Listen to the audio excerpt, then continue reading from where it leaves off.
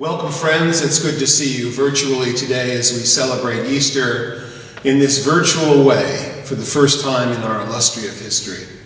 We know that many of you are sheltered in place as you should be, missing your families and wishing that you could be with them in person, but doing the best we can in these weeks now turning into months as we deal with this terrible pandemic. Our heart goes out to all those on the front lines of our society right now, as well as those we have lost. I will begin by lighting the chalice.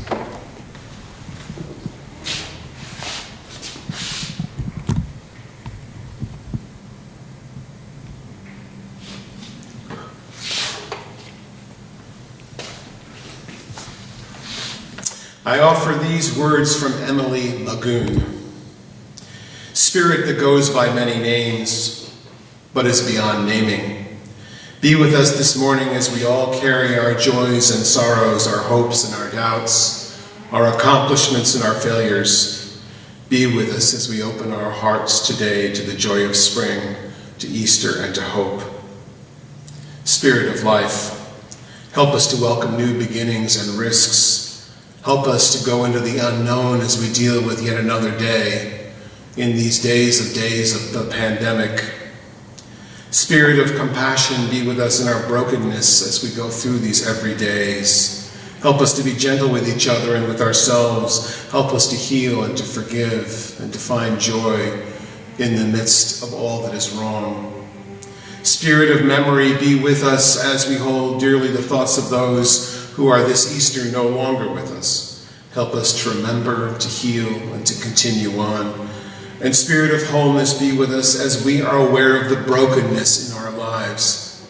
We remember those places around the world that are suffering in this pandemic and help us to roll back the stones of fear and hatred and indifference and welcome a world of peace and new beginnings.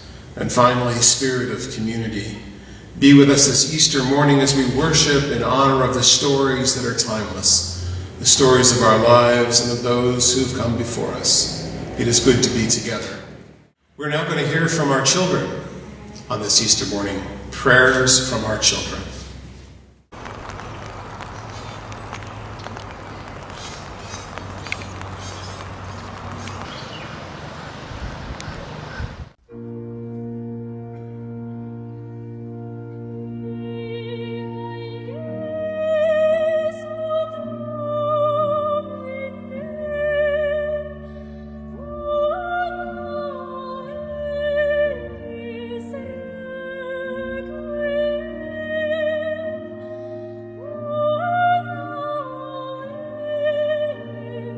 Always try to understand and comfort people while seeking comfort and understanding from them.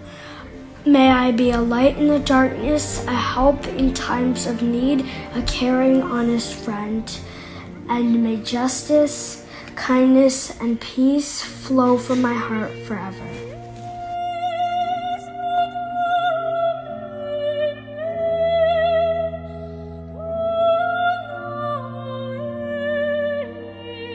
In times of light and times of darkness, may our hearts kindle what is good in us and in the world. May I be peaceful, may I be happy, may I be well, may I be safe, may I be free from suffering.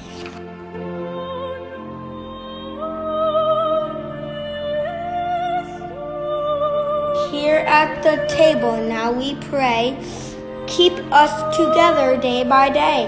May this our family circle be held fast by love and unity.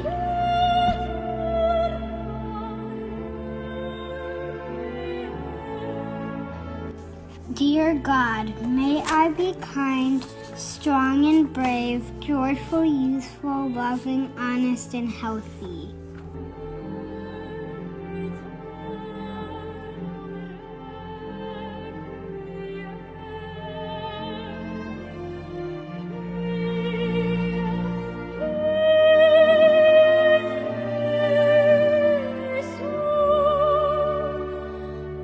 Help us to be the always hopeful faithful gardeners of the Spirit, who know what without darkness nothing comes to birth, as without light nothing flowers.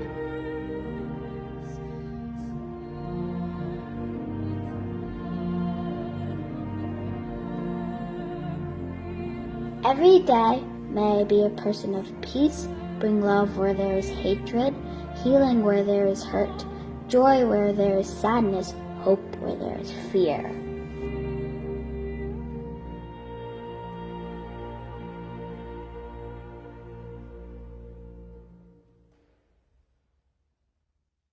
Our hymn this morning is number 61, Lo, the Earth Awakens Again, verses 1 and 2.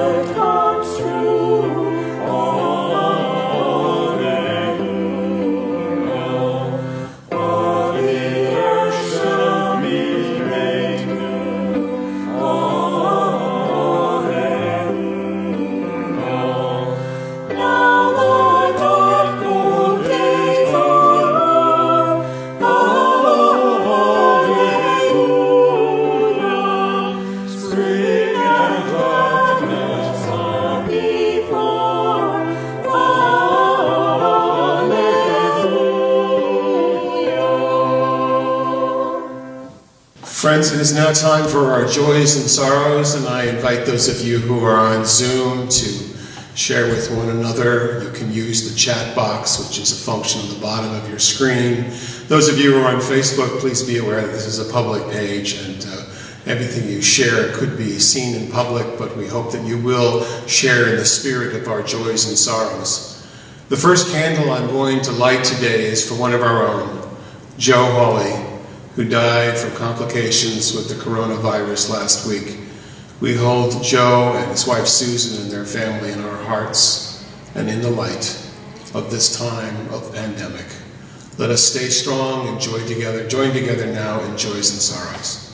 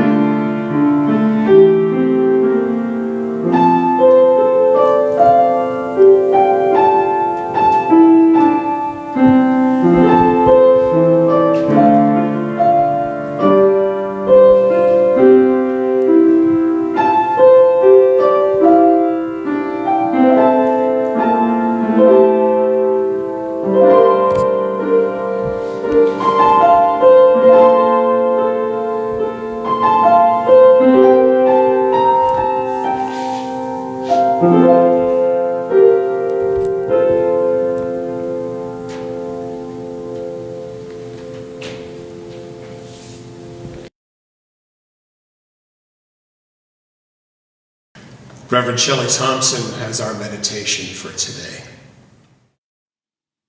Please join us in a spirit of meditation, reflection, or prayer. Make yourself as comfortable as possible. Feel the earth holding you up. Relax as much as you can. Breathe. I share these words from Father Richard Hendrick. Lockdown. Yes, there is fear. Yes, there is isolation. Yes, there is panic buying. Yes, there is sickness. Yes, there is even death. But they say that in Wuhan, after so many years of noise, you can hear the birds singing again. They say that after just a few weeks of quiet, the sky is no longer thick with fumes, but blue and gray and clear. They say that in the streets of Assisi, people are singing to each other across the empty squares, keeping their windows open so that those who are alone may hear the sounds of family around them. They say that a hotel in the west of Ireland is offering free meals and delivery to the housebound. Today, a young woman I know is busy spreading flyers with her number through the neighborhood so that the elders may have someone to call on. Today, churches, synagogues, mosques, and temples are preparing to welcome and shelter the homeless, the sick, the weary. All over the world, people are slowing down and reflecting. All over the world, people are looking at their neighbors in a new way. All over the world, people are waking up to a new reality, to how big we really are, to how little control we really have, to what really matters, to love. So we pray, and we remember that yes, there is fear, but there does not have to be hate. Yes, there is isolation, but there does not have to be loneliness. Yes, there is panic buying, but there does not have to be meanness. Yes, there is sickness, but there does not have to be disease of the soul. Yes, there is even death, but there can always be a rebirth of love. Wake to the choices you make as to how to live now. Today, breathe. Listen. Behind the factory noises of your panic, the birds are singing again. The sky is clearing. Spring is coming. And we are always encompassed by love. Open the windows of your soul, and though you may not be able to touch across the empty square, sing.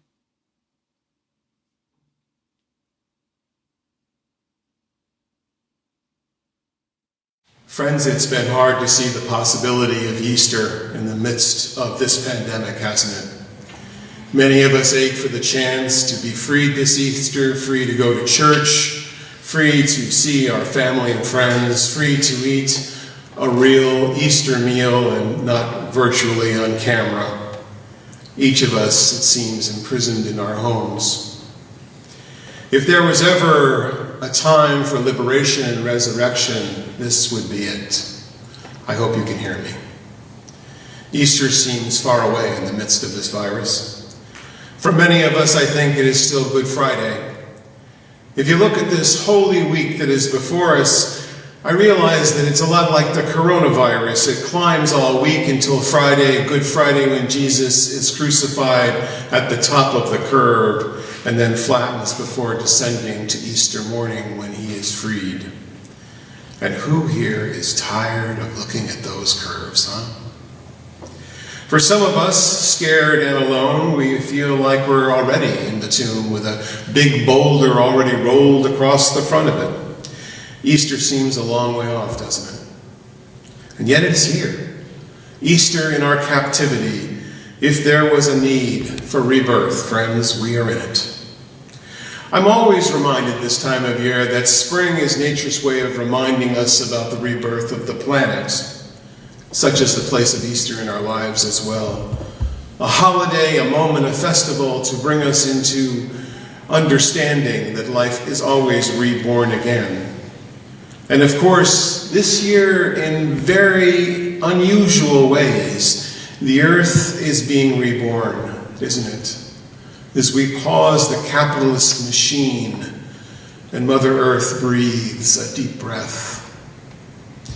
At this very hour, you hear people talking across the world about the reason for the season, the Christian reason for the season, the resurrection of Jesus into the Christ, into the Christos, the risen one.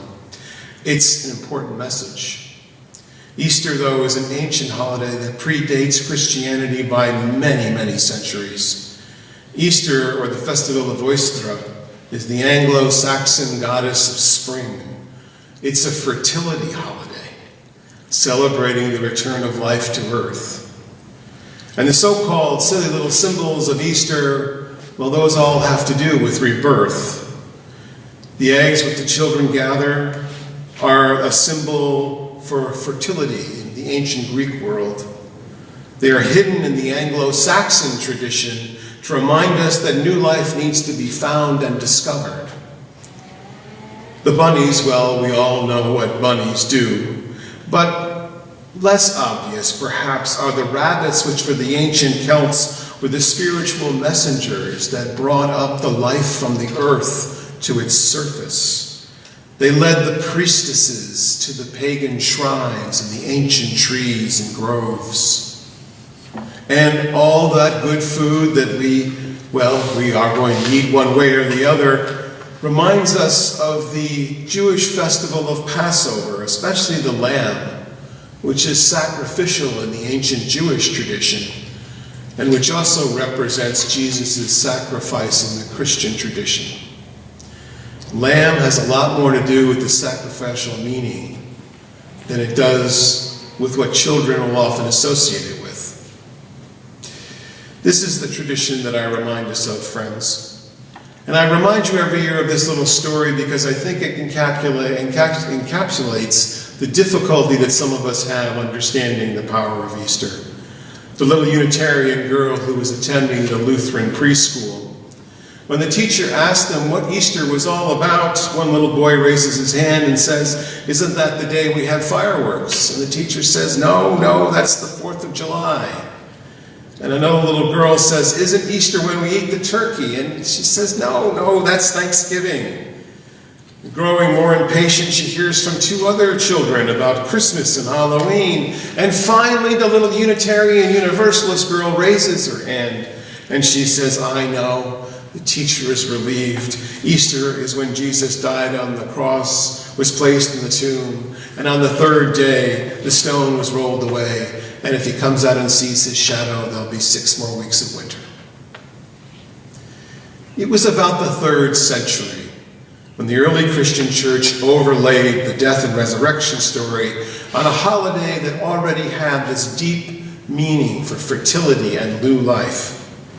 Because Easter is the primary story of the Christian church, it is its most powerful. And it begins in what they call Easter week, which was what we began with last Sunday, on Palm Sunday, the march of Jesus into Jerusalem. And then during this week that has passed now, the showdown at the temple, the Last Supper, his betrayal, his arrest, his trial, which was more likely a simple matter of administration, and then finally his crucifixion on Good Friday and his resurrection on Easter morning. I think about that brutal crucifixion. I think about the suffering in our lives right now as many of us are dealing with this pandemic. I think of all those who left his side, all his disciples who left in terror, and only the women remained to hear his last words of anguish. Elohe, Elohe, lama sabachthani? My Lord, why do you forsake me? I think about the tomb that he was laid in, the huge stone that was placed over its entrance. For after the Passover feast, the women would go to the tomb to anoint his body, only to find the great stone rolled away, and a man clad in white who said to them, "Do not be amazed, you seek Jesus of Nazareth, who was crucified. He is arisen, he is not here." The women run out of the temple in terror. The story of Easter, like much of other gospel stories, are part of a tradition known as the Jewish Midrash. Midrash is a way of interpreting legend to reinforce teachings. Jesus, the man, did live and did amazing things and spoke a timeless, loving, but also apocalyptic message. His life and death were reinforcements of earlier Jewish teachings in the original form. That Jesus died that gruesome death on the cross is no small matter. Not because he had failed, but what makes this story particularly remarkable is that because despite the frailty of his human life, something larger was called into being, this story of resurrection and new life. In this story of his resurrection, we are reminded of an earlier Jewish story about the suffering servant of God, the prophet Isaiah. The resurrection story, as many other scholars have shown, is a replay of the death and message of the prophet Isaiah, who died 500 years earlier than Jesus, because he too came with a redemptive message of love, and he too spoke of loving thy enemies and turning from the obsession of rituals and laws to the care of one another, to die in an unprotected common death. It is in this same tradition that Jesus is laid in a tomb, an eternal grave, isn't it? The fact of the matter is that Jesus was probably not laid in any kind of grave at all, much less a tomb. Crucified criminals, enemies of the state in the Roman Empire, were taken down and tossed into a common grave. As we might imagine from Mary Magdalene's lamentations in the Gospel of John, when she says, "They have taken my Lord, and I do not know where they have laid him." The story of the tomb, friends, far from being a Christian event to glorify a gruesome death, is probably a Jewish story, a very old Jewish story.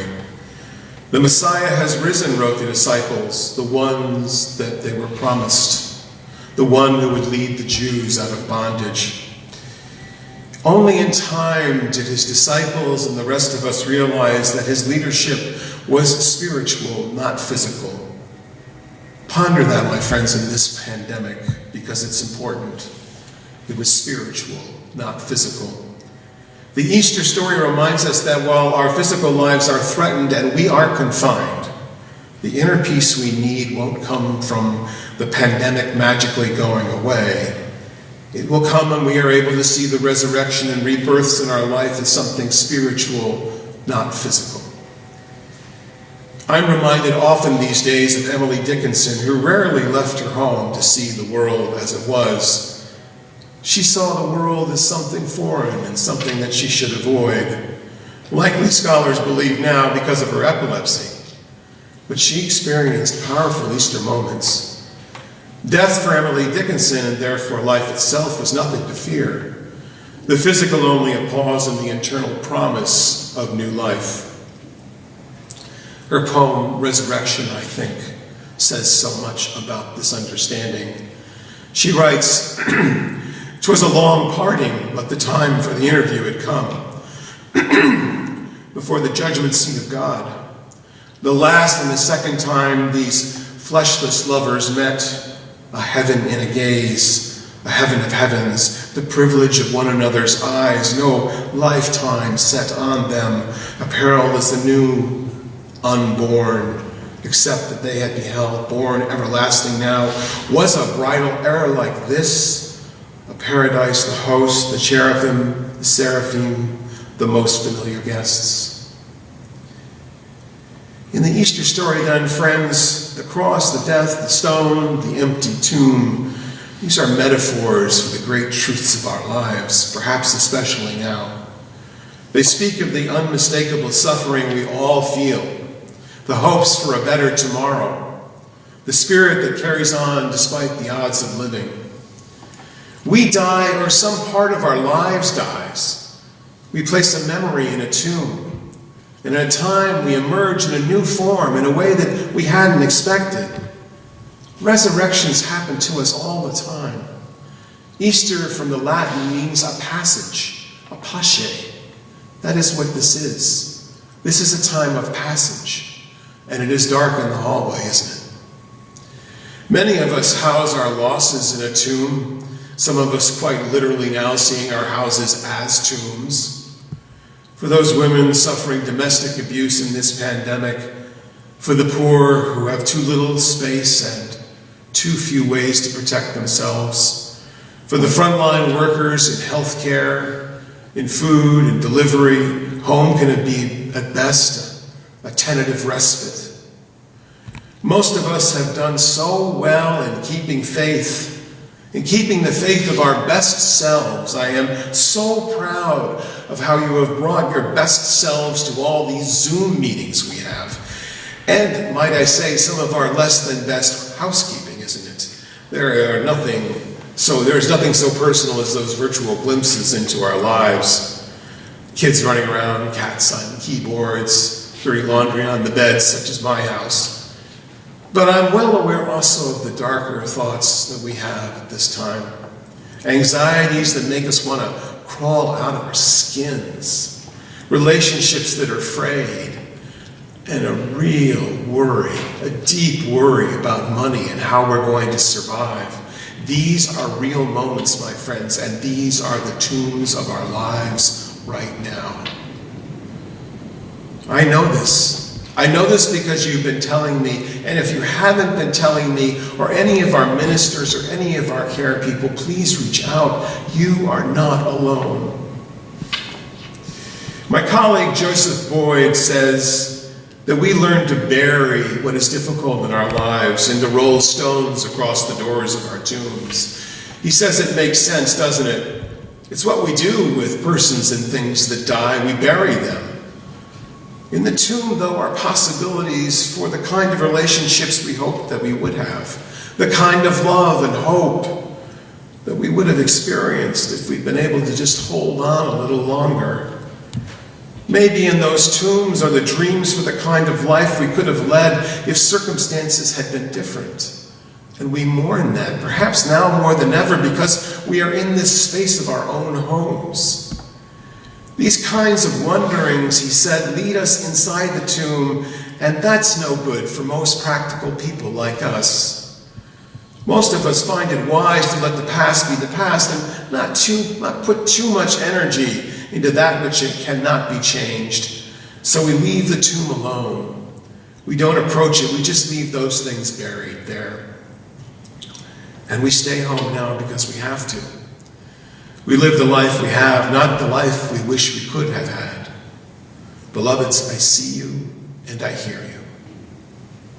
In many ways, especially now, this is a mature and noble choice, but it has its limitations. Of course, we tell ourselves that the pandemic will end, that the tomb will be opened, but it is still there. It is still waiting, just as the angels of our fears are waiting inside, and the boulders in our mind loom so large that divide us from life and death and life to life and one from the other. The root of our grief, friends, the root of our grief, and thus the root of our love, waits for us to visit the tomb and free it.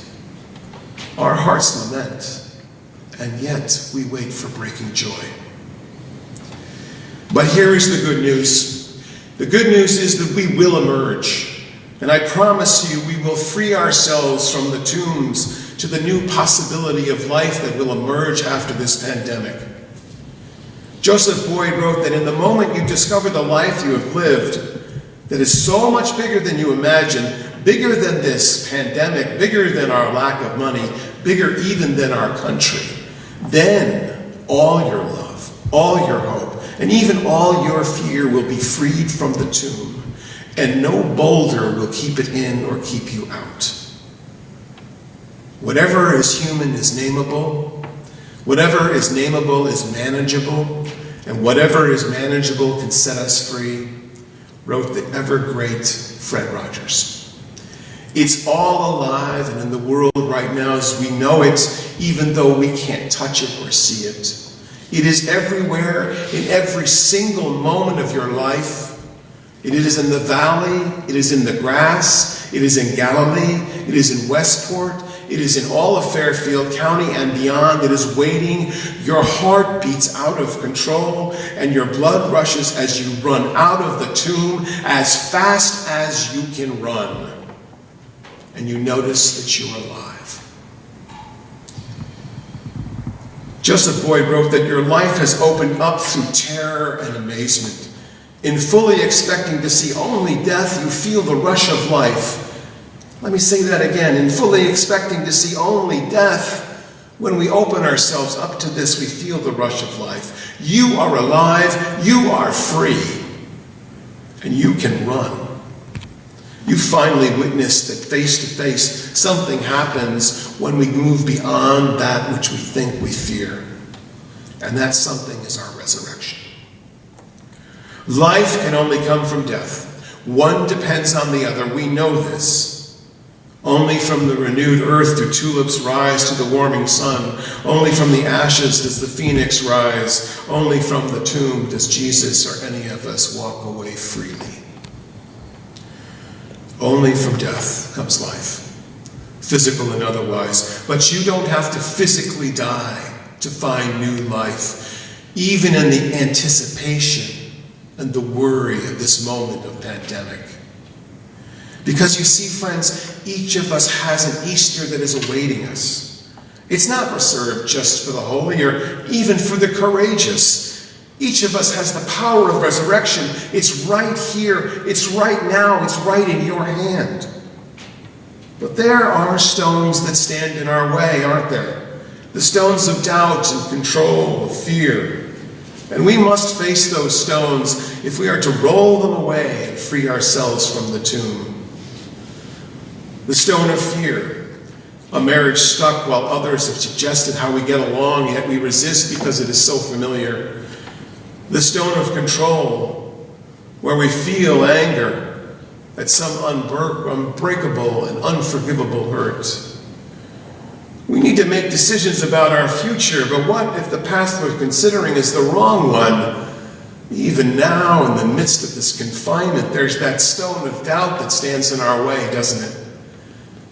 But even when these stones are rolled away, and they will be rolled away again, some of us are afraid to step out from the tombs, step away from the things that we've buried there, and move on in life again. Because you see, behaviors, even unhealthy ones, can be part of our comfort. Familiarity is what is comfortable, not necessarily the lack of suffering. My colleague Marilyn Sewell tells the story about an abused circus bear who was rescued and brought to a large zoo. What should have been bear heaven, room to brave, to play in the water with other bears, was lost on this poor animal, who spent the rest of his days pacing in 9x9 circles, the exact dimensions of his cage. I have no illusions here, my friends, but I have great hope. I have great hope that in this Easter of pandemic, we will arise this summer, this fall, whenever it is again, and we will see a new beginning. Something new is being born, and we are going to be freed from a tomb that we didn't even know we were in. This we can do. This we can do because we believe in life.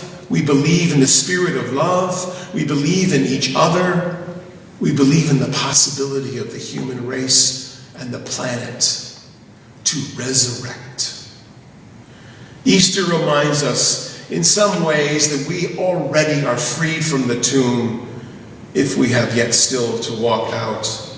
Easter reminds us that spring follows winter, even as this long winter of our pandemic lasts into its summer. My friends, light follows dark. Light follows dark. And even today, when it seems so cold, we can remember that with faith, all life is possible again. We learn again out of the struggles of our lives that life is reborn, full of grace, a creative power that shatters the icy tombs of our winters into the light of new days. And once again, life herself whispers, hallelujah, hallelujah, hallelujah. Amen. My friends, the offering will now be taken. You can once again give your offering through the code that is in the order of service. You can also go online onto our site and make a contribution there. And friends, please send in checks. Those still come to us, and we are looking forward to as much help as we can get. We will share today's offering once again with our community partners at the Southeast Community Pantry. I will say that it's made a tremendous difference. This is the third week that we have been doing this, and it is really making the difference in the lives of the poor who are really facing food insecurity during this pandemic. Next week, we will begin to share the plate for another community partner, so we'll look forward to that. But friends, please give generously at this time. This is when we need your help the most. This is the time when we can make a difference. The offering will now be gladly received.